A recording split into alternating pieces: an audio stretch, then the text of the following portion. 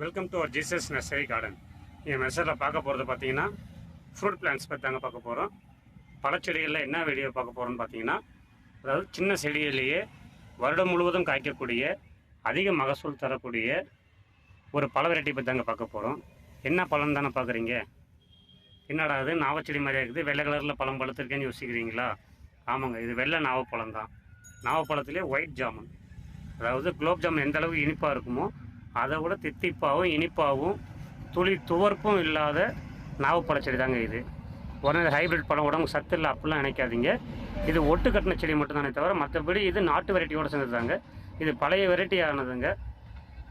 இது பார்த்தீங்கன்னா ஒரு செடியிலேயே, அது சின்ன செடியிலே பார்த்துங்க, விரல் சைஸ் மொத்தம் கூட இல்லை தண்டு, விரல் சைஸ் மொத்தம் கூட தண்டு இல்லை.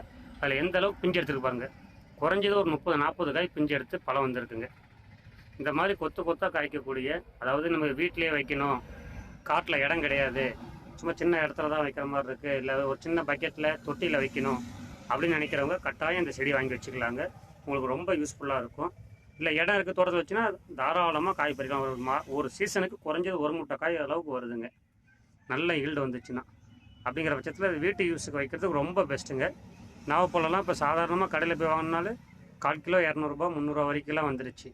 இது செடியை பார்த்திங்கன்னா உங்களுக்கு ரொம்ப லோயஸ்ட் ப்ரைஸில் கொடுத்துட்ருக்கோம். ஒரு 40 பீஸ் ஸ்டாக் வந்திருக்குங்க.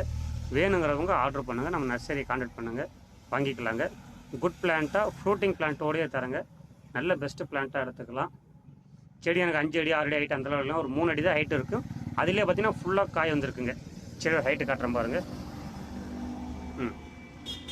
இது இலை பார்த்திங்கன்னா அதேமாதிரி கூர்க்கூராக வராதுங்க, ரவுண்டாக தான் வரும். ரவுண்ட் ஷேப்பில் தான் இலை வரும். இதுதான் ஒயிட் நாவலுங்க. இது பார்த்தீங்கன்னா நம்ம பிளாக் கலர் நாவல். இது பாருங்கள் கூராக இருக்குங்களா. இது வந்துட்டு ரவுண்ட் ஷேப்பில் தான் இலை இருக்கும், அவ்வளோதான். ரவுண்ட் ஷேப்பில் தான் இலை வரும். இந்த மாதிரி டிஃப்ரெண்ட்டான ஃப்ரூட் வெரைட்டிஸு சின்ன செடியிலேயே வருஷம் ஃபுல்லாக காய்க்கிற மாதிரி பழச்செடிகளை பற்றி தெரிஞ்சுக்க நம்ம சேனலை ஃபாலோ பண்ணுங்கள்.